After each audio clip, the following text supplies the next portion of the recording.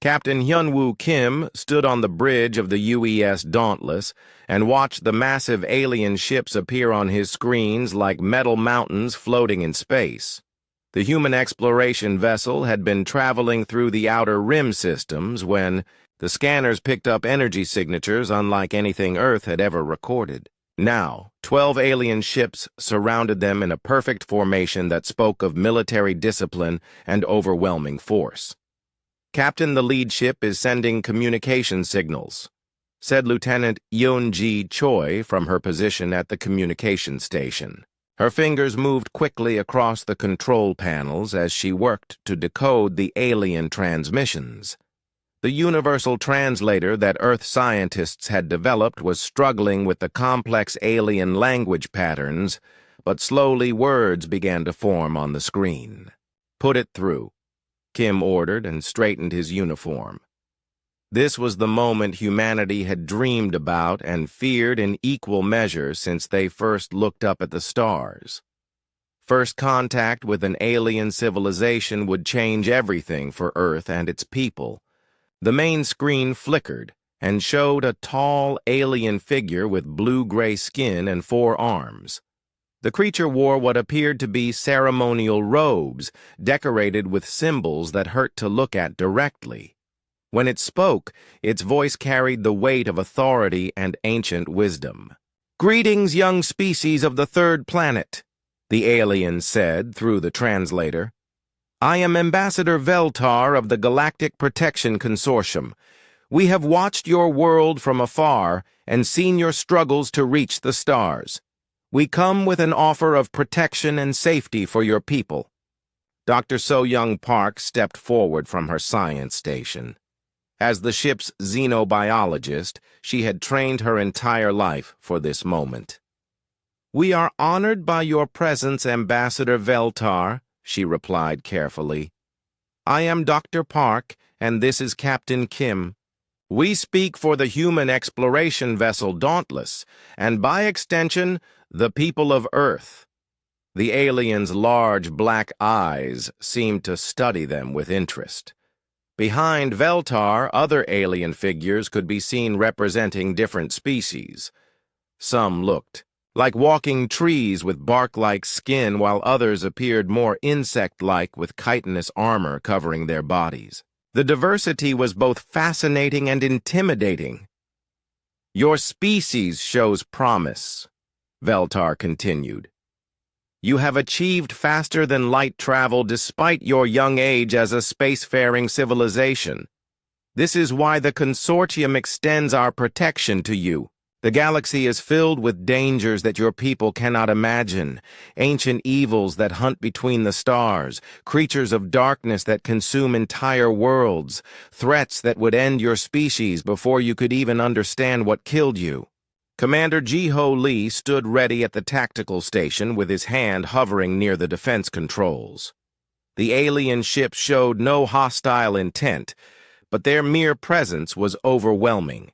Each ship was easily 5 times larger than the Dauntless, and their energy readings suggested weapons that could turn a planet to dust. "What kind of protection are you offering?"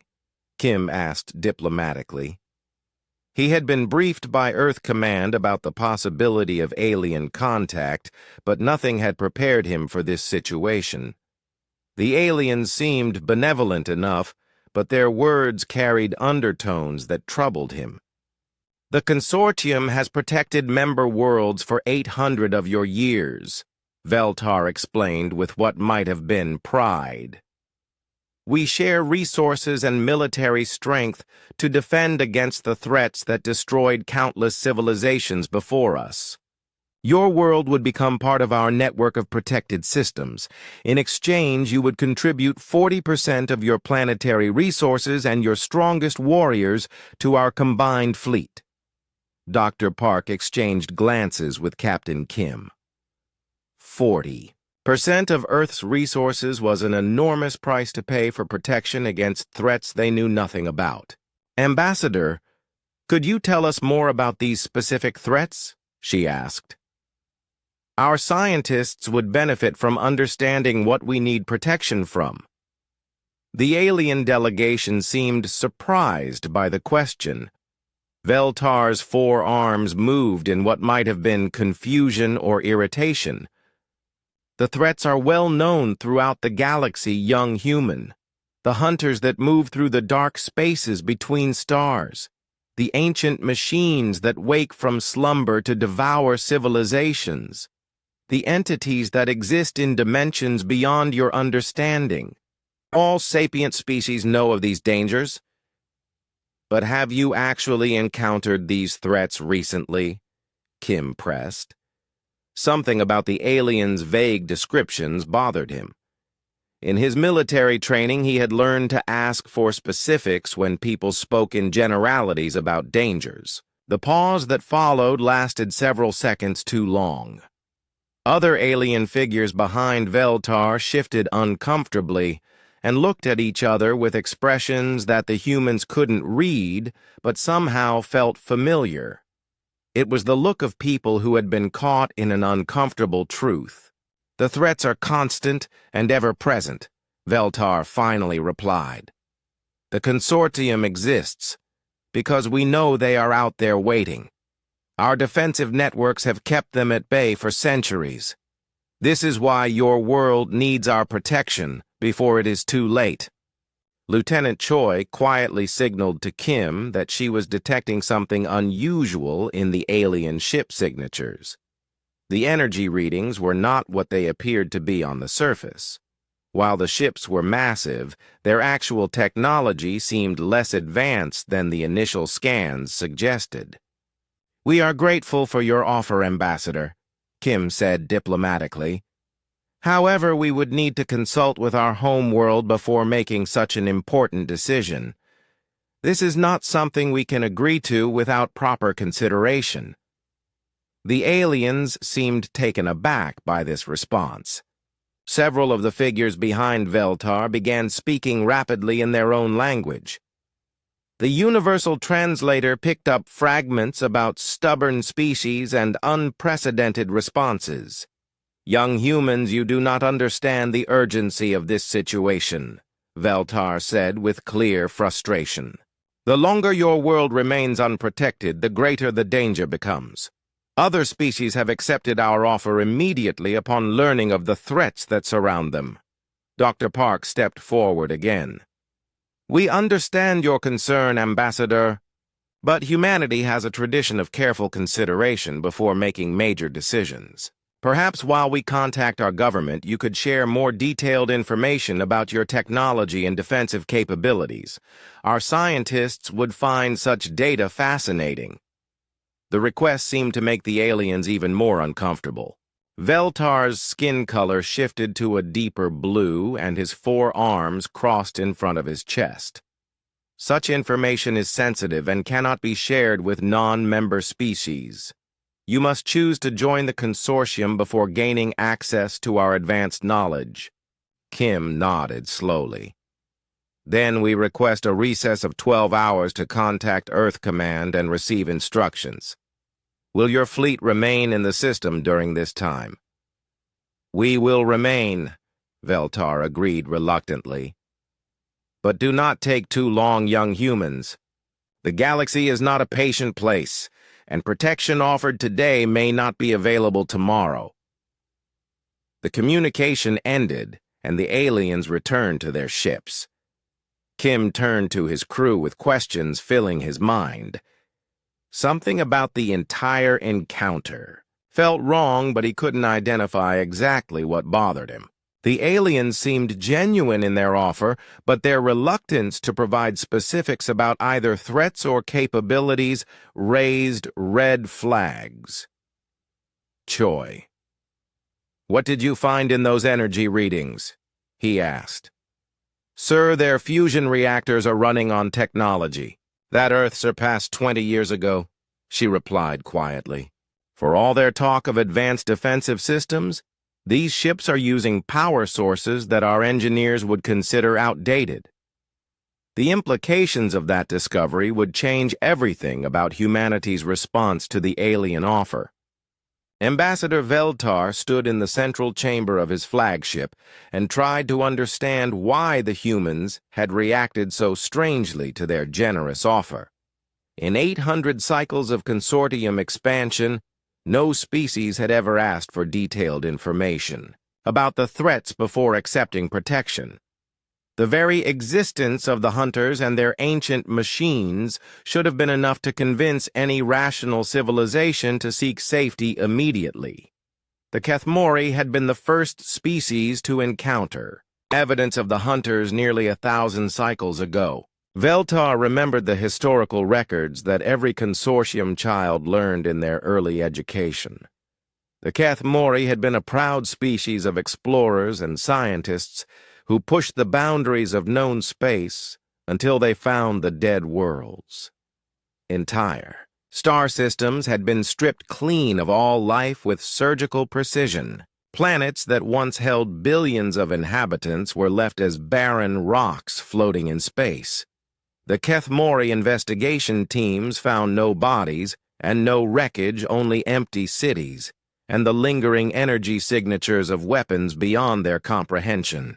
The few survivors they discovered hiding in deep space bunkers spoke of shadows that moved between stars and machines that harvested civilizations like farmers collecting grain.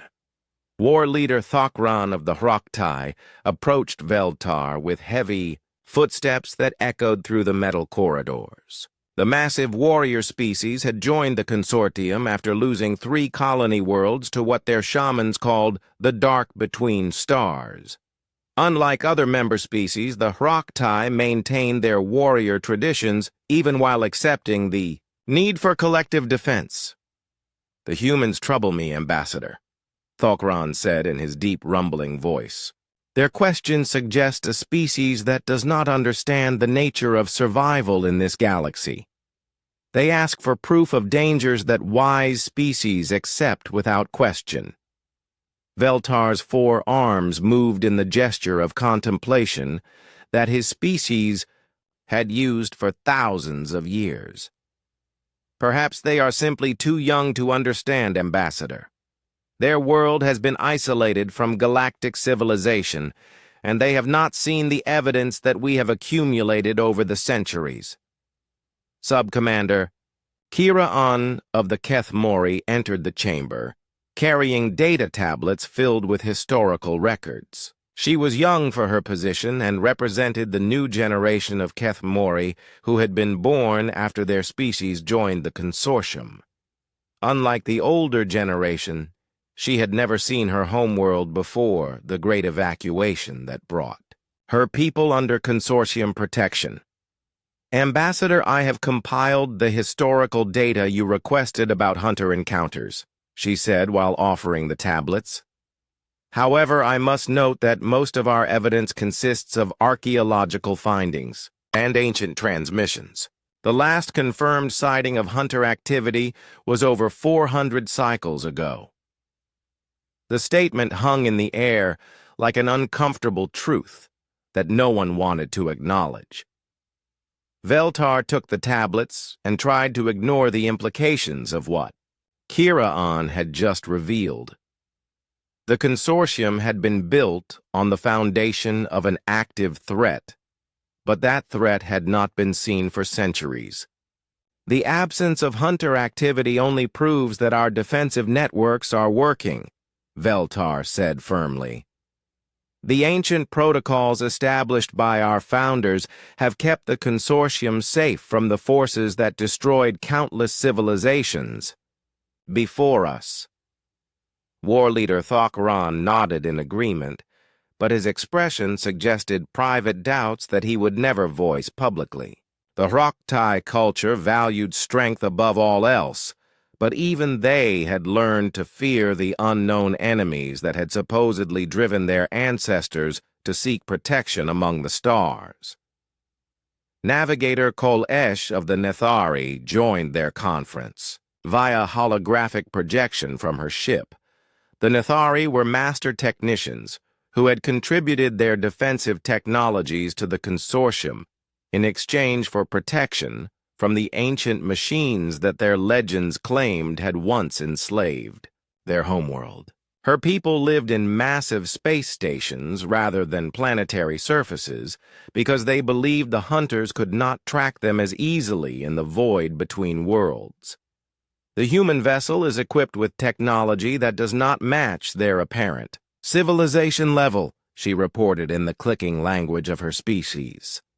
Their energy signatures suggest power generation methods that our databases classify as theoretical rather than practical. Either they are hiding their true capabilities, or they have developed beyond what their recent emergence into space should allow. This information troubled Veltar more than he cared to admit. The consortium had survived by understanding the capabilities of all species they encountered. Knowledge was power, and power was safety in a galaxy filled with unseen threats. If the humans possessed advanced technology they were not revealing, then the entire First Contact protocol might need to be reconsidered. How advanced are we talking about? Navigator Thakran asked with the directness typical of his warrior culture. Their power generation appears to be based on matter-antimatter annihilation rather than fusion, Kolesh replied. Such technology would place them at least 2 centuries ahead of standard development curves for their apparent age as a spacefaring civilization. The silence that followed this revelation was profound. Matter-antimatter power generation was something the consortium had theorized about but never achieved.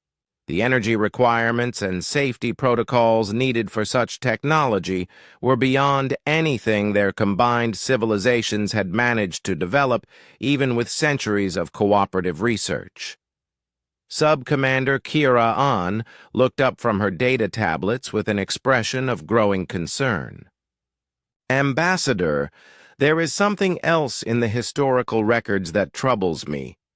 The pattern of hunter attacks shows a consistent preference for advanced civilizations. The species that were destroyed had all achieved significant technological development before they disappeared. What are you suggesting, Sub-Commander?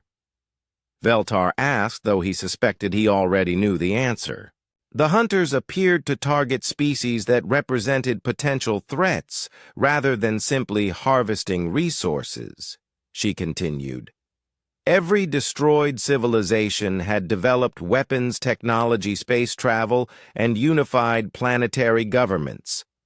They were eliminated before they could become dangers to whatever the hunters represented.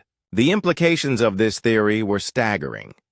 If the hunters had targeted advanced civilizations, then humanity, with their apparent technological capabilities, might represent exactly the kind of threat that would attract unwanted attention from the ancient enemies of the galaxy. War Leader. Thakran's expression darkened as he considered the possibilities. Are you suggesting that by offering protection to the humans, we might be drawing the very attention we have spent centuries avoiding? I am suggesting that we may not understand the situation as well as we believed, Kira An replied carefully. The humans show no fear of the threats that terrify other species. They ask questions that suggest they expect to fight rather than hide. This is not the behavior of a civilization that understands its place in the galactic order. Navigator. Kolesh's hologram flickered as she accessed additional data from her ship's computers. There is more, Ambassador. Our passive scans of the human vessel detected weapon signatures that match some of the energy patterns found at hunter attack sites.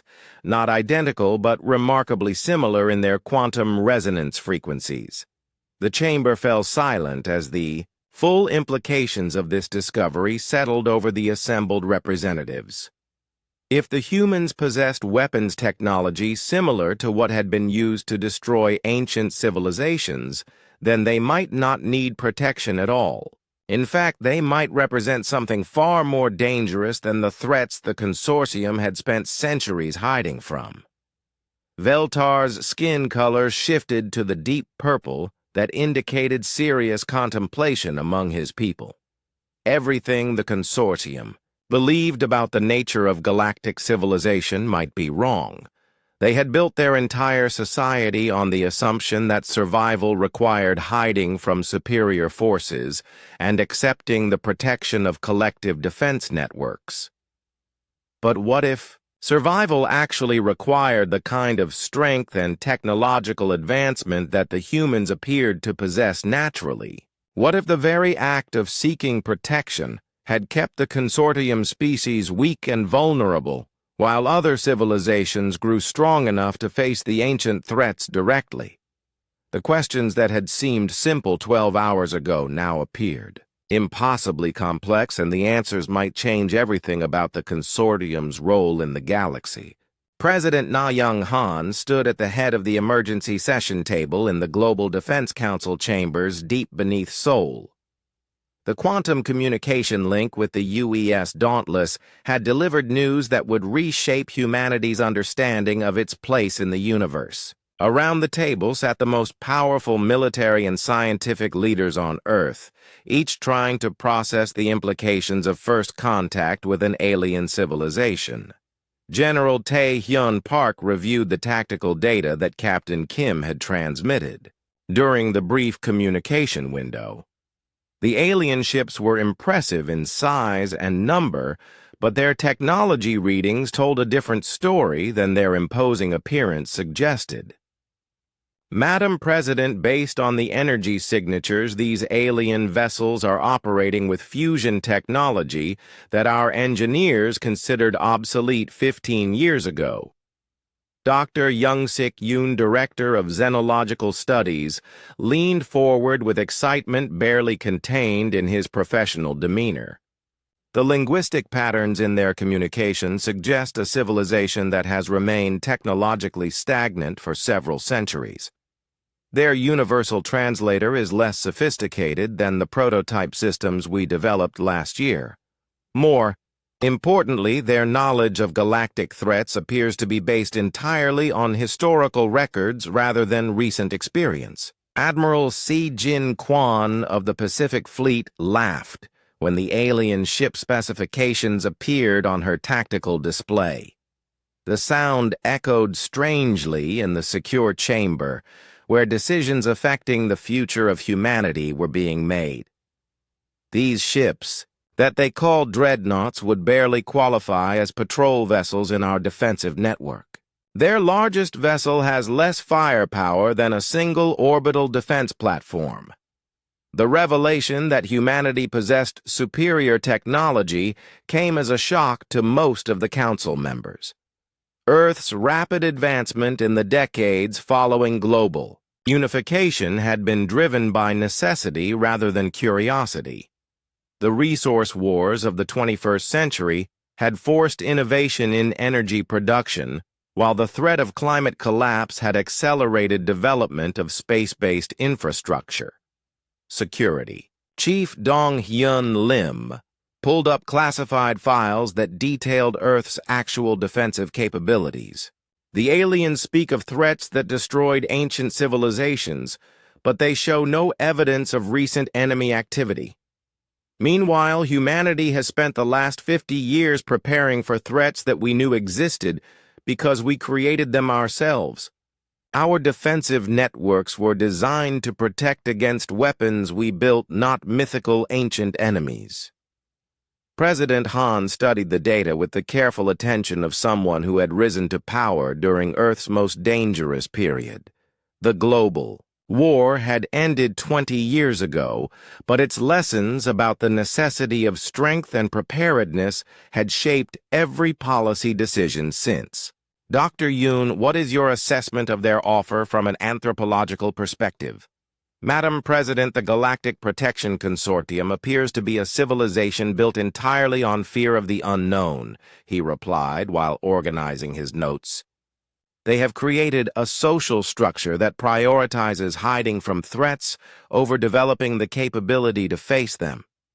This has resulted in technological and military stagnation that has lasted for centuries.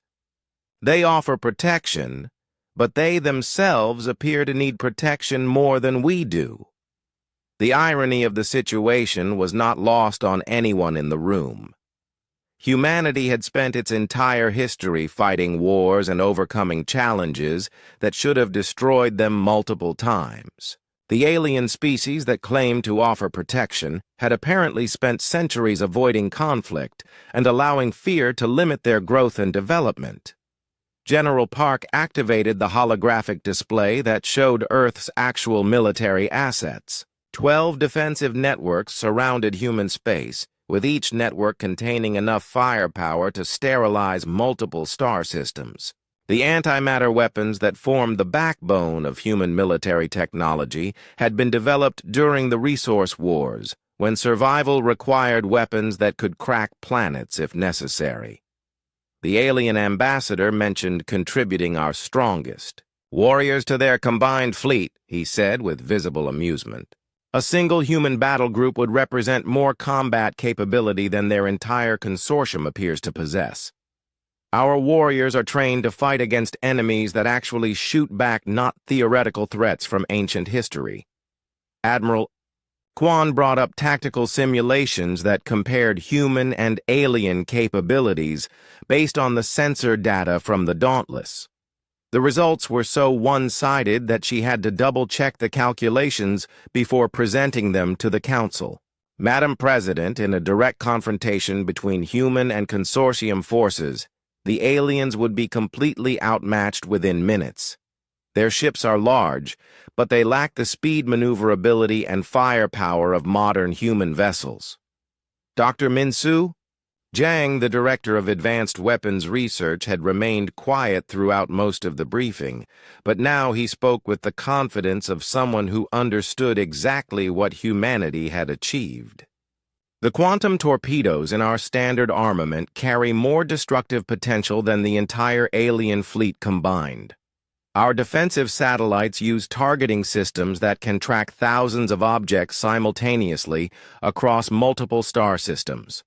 The aliens appear to be using technology that we surpassed during the early phases of space colonization. The comparison was embarrassing for the supposed galactic protectors. Human civilization had been forced to develop advanced weapons and defensive systems through centuries of warfare and competition. Every major technological breakthrough had come from the necessity of gaining an advantage over human enemies who were equally intelligent and equally determined to survive. President Han turned to the strategic assessment that would determine humanity's response to the alien offer.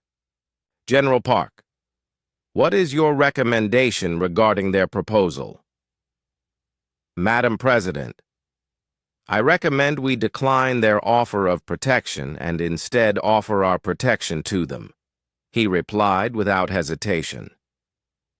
Based on the evidence, these alien civilizations have spent centuries hiding from threats that may no longer exist, while humanity has spent the same period developing the capability to face any threat directly. We are better equipped to protect them than they are to protect us.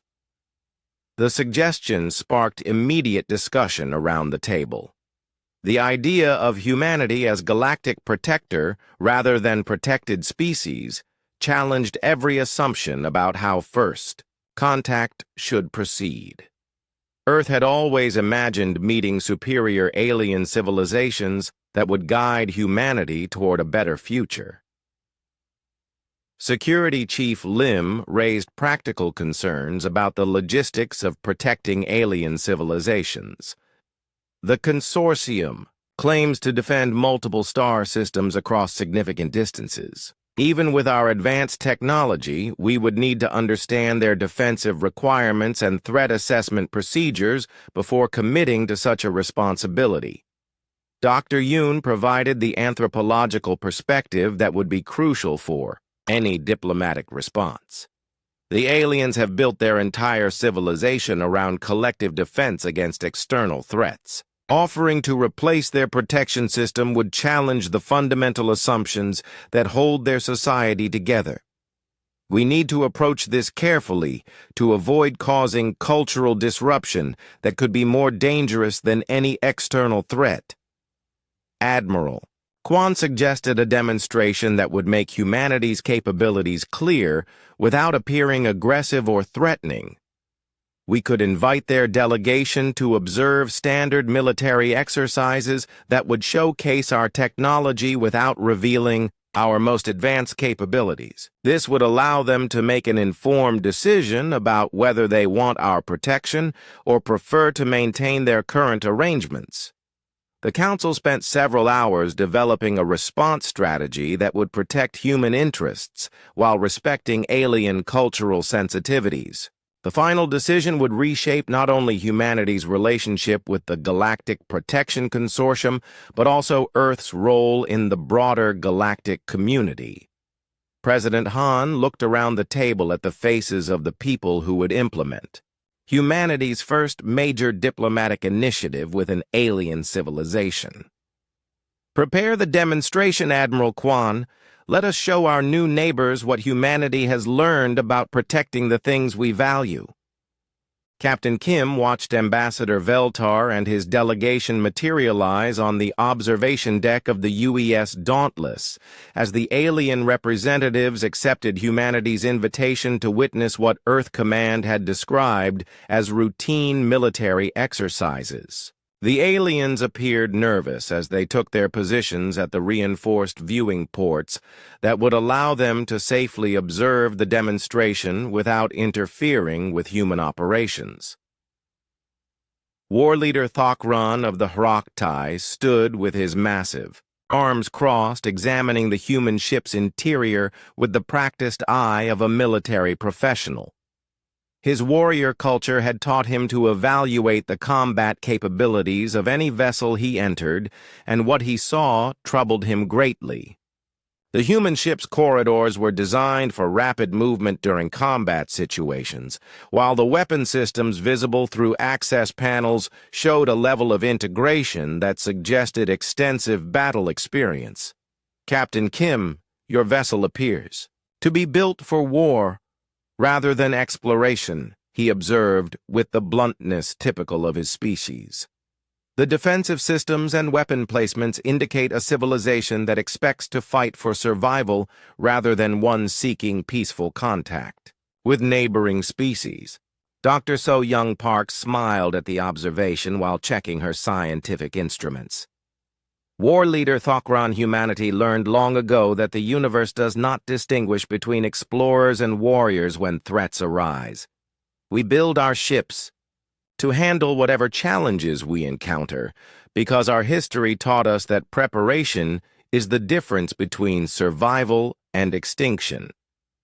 The first phase of the demonstration began when Commander Eugene Kang activated the tactical coordination systems that would showcase human fleet capabilities. 3 human vessels that had been positioned at the edge of the star system suddenly appeared on the observation screens as they dropped out of hyperspace in perfect formation. The precision of their arrival caused several alien delegation members to step back from the viewing ports in surprise. How did they achieve such exact positioning? Navigator Kolesh asked, while her insect-like features showed what might have been amazement. Hyperspace navigation requires extensive calculations, and even small errors result in arrival points that vary by thousands of kilometers. Your ships arrived within meters of their intended coordinates. Lieutenant Yoonji Choi answered from her communication station, where she was coordinating the demonstration sequence. Our quantum navigation systems use real-time correction algorithms that adjust trajectory during hyperspace transit. The AI systems calculate course corrections faster than organic minds, can process the necessary data, which allows for precision that would be impossible with manual navigation. The alien delegation watched as the 3 human ships began a complex dance of tactical maneuvers that demonstrated their speed and agility. Each vessel moved with fluid grace that seemed to defy the laws of physics while maintaining perfect formation integrity. The aliens had never seen spacecraft perform maneuvers that appeared more like living creatures than mechanical constructions. Ambassador Veltar's forearms trembled slightly as he observed the display. The speed of your vessels exceeds anything in consortium records. Our fastest ships require several minutes to change course significantly, but your vessels appear to respond instantly to tactical commands. Captain Kim nodded toward the tactical display where the human ships continued their demonstration. Our inertial dampening systems and structural reinforcement allow for acceleration that would crush organic crews in ships built with conventional technology.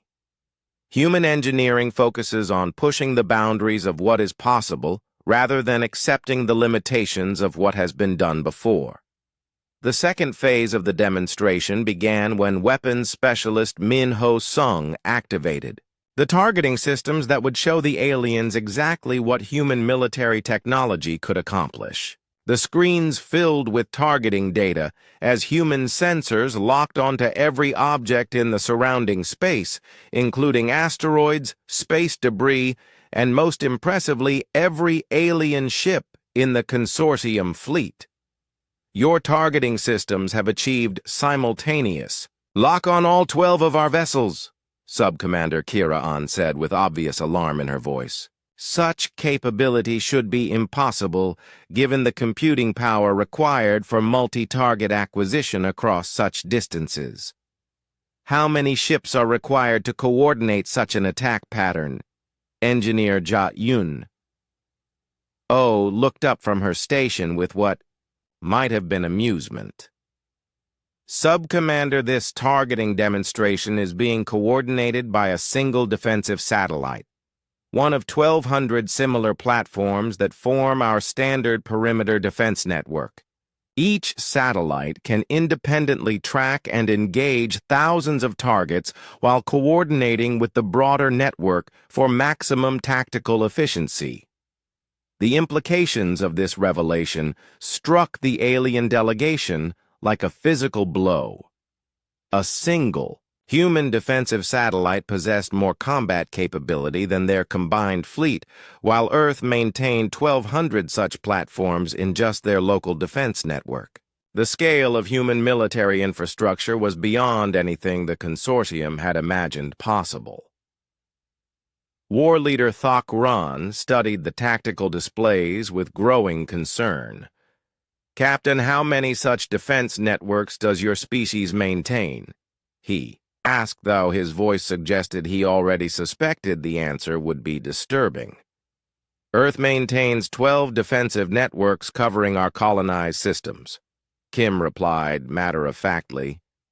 Each network contains between 800 and 1,500 platforms depending on the strategic importance of the protected systems. The network you are observing is actually one of our smaller installations.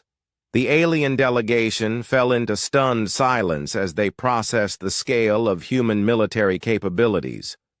The consortium's combined defensive infrastructure consisted of approximately 200 platforms spread across 30 star systems, while humanity maintained over 14,000 platforms protecting just 12 systems. The difference in military capacity was so overwhelming that comparisons seemed almost meaningless. The final phase of the demonstration began when Science Officer In-Soo Bay activated the weapons test that would show the aliens exactly what human technology could achieve when actual force was required. A large asteroid at the edge of the system had been selected as a target for what Earth Command had classified as a minimum power demonstration using obsolete ammunition. The target asteroid measures approximately 2 kilometers in diameter and consists primarily of iron and nickel, Dr. Park announced to the alien delegation. We will be demonstrating the effectiveness of our standard patrol vessel armament using ammunition that our military considers outdated by current standards. The human ship fired a single torpedo that appeared as nothing more than a brief flash of light on the observation screens. The weapon traveled faster than any projectile the aliens had ever seen, while leaving a distinctive energy trail that their sensors could barely track. When the torpedo reached its target, the results exceeded every expectation the alien delegation had formed about human capabilities. The asteroid simply ceased to exist. There was no explosion or debris field, just a brief flash of annihilation energy that left empty space where 2 kilometers of solid rock and metal had existed moments before.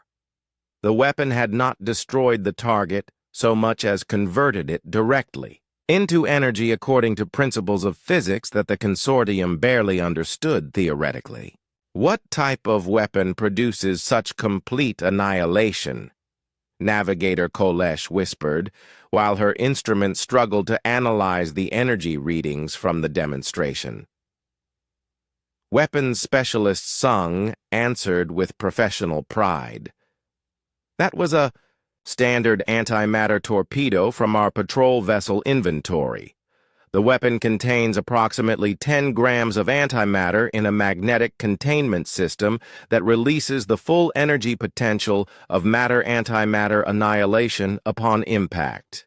We consider this a light weapon suitable for engaging small targets or warning shots. Ambassador Veltar's skin had shifted to a pale blue that indicated shock among his species. 10 grams of antimatter contains more energy than our largest fusion warheads. You use such weapons as standard ammunition for patrol vessels rather than strategic weapons reserved for major conflicts. The demonstration concluded with the human ships returning to their original positions with the same precision they had shown throughout the exercise. The alien delegation stood in silence as they tried to process everything they had witnessed. Their understanding of galactic military capabilities had been completely overturned in the space of a few hours. Captain Kim turned to face the alien representatives with an expression of polite inquiry.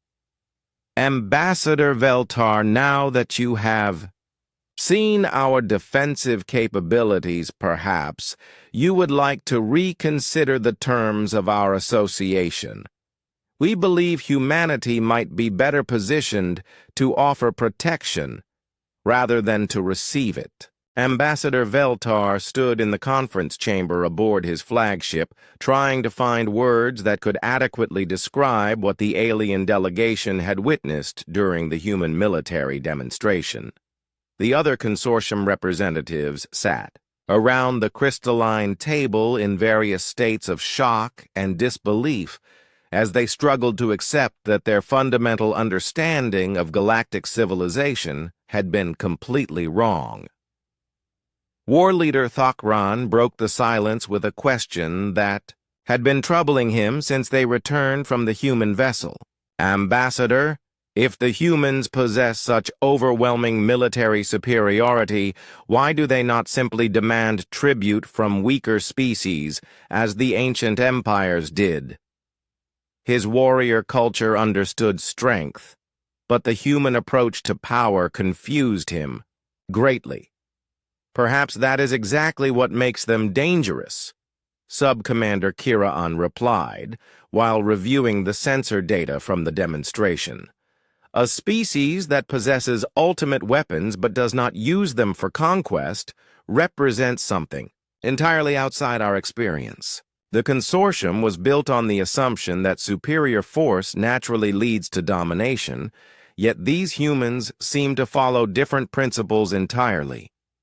Navigator Kolesh activated the holographic displays that showed comparative analysis between human and consortium technology. The results were so one-sided that she had initially assumed the data contained errors before multiple verification scans confirmed the impossible truth. Their defensive satellite network alone contains more firepower than every consortium world combined.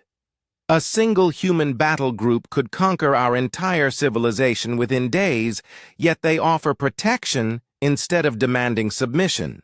Dr. Hai-Wan Shin materialized in the chamber via quantum communication link from Earth as the human delegation prepared to present their counter-proposal to the consortium leadership. Her presence as Earth's chief historian would provide context that the aliens desperately needed to understand how humanity had developed such overwhelming capabilities without becoming the galactic threat that ancient legends warned about. Ambassador Veltar, the demonstration you witnessed represents standard defensive capabilities that humanity developed through centuries of internal conflict, she began, while accessing historical databases that contained records the aliens would find both fascinating and terrifying. Our species survived multiple extinction-level events through technological innovation rather than seeking protection from external powers. The holographic display showed images from Earth's history that made the alien delegation recoil in horror. Nuclear weapons that could destroy continents, biological warfare that targeted specific genetic sequences, climate destruction that nearly rendered the planet uninhabitable, resource wars that killed billions while driving innovation in energy production and space colonization. Your species survived global thermonuclear war, Veltar asked with disbelief, evident in his voice. The energy readings from your demonstration suggested antimatter weapons, but we assumed such technology required peaceful development over many centuries. You achieved it through warfare against your own people. Dr. Shin nodded with the matter-of-fact tone of someone who had spent her career studying humanity's darkest periods. The threat of mutual annihilation forced rapid advancement in defensive systems and alternative energy sources. When conventional weapons became too dangerous to use, we developed containment technologies that later enabled antimatter manipulation. Our greatest technological breakthroughs came from our most desperate moments. Captain Hyo-sung Baek of the Earth Defense Force joined the communication link to present humanity's formal offer to the consortium. His military bearing and battle-scarred uniform told a story of personal experience with the conflicts that had shaped human civilization. Ambassador, the consortium has spent centuries hiding from threats that may no longer exist, while allowing fear to prevent the growth that could have made you strong enough to face any danger. War leader Thokran's massive frame shifted as he considered implications that challenged everything his warrior culture believed about strength and survival. Captain, you suggest that our defensive strategy has made us weaker rather than safer. But the historical records clearly show that species who sought to fight the ancient threats were destroyed while those who hid survived. Did they survive? Or did they simply postpone their destruction? Captain Baek asked, with the directness that military professionals used when discussing life and death decisions. Your consortium has maintained the same technology level for 8 centuries while potential threats continued to evolve. If the ancient enemies returned today, would you be any better prepared to face them than your predecessors were? The question struck at the heart of the consortium's fundamental philosophy. They had built their entire civilization around avoiding conflict with superior forces, but in doing so, they had also avoided the growth that came from overcoming challenges. Meanwhile, humanity had grown strong by facing every threat directly and learning from each victory and defeat. Navigator Kol-Esh accessed her ship's historical databases, searching for evidence that might contradict the human assessment of consortium stagnation. What she found instead was confirmation of humanity's theory. Ambassador, our technological development effectively ceased when we formed the collective defense networks. Innovation was discouraged because it might attract unwanted attention from the ancient threats. Sub-Commander Kira An pulled up archaeological surveys from dead worlds that the consortium had studied over the centuries. The species that were destroyed by the hunters all showed evidence of rapid technological advancement before their extinction. We assumed this proved that progress attracted dangerous attention, but what if it actually proves that they were eliminated before they could become strong enough to fight back? The implications were staggering. If the ancient threats had specifically targeted developing civilizations to prevent them from becoming powerful enough to resist, then the consortium's strategy of technological stagnation had made them permanent, victims rather than survivors.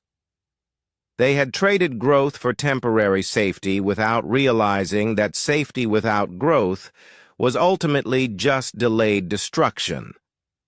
Admiral Veltar was promoted to his new position during the emergency session, where the consortium leadership voted to accept humanity's protection offer.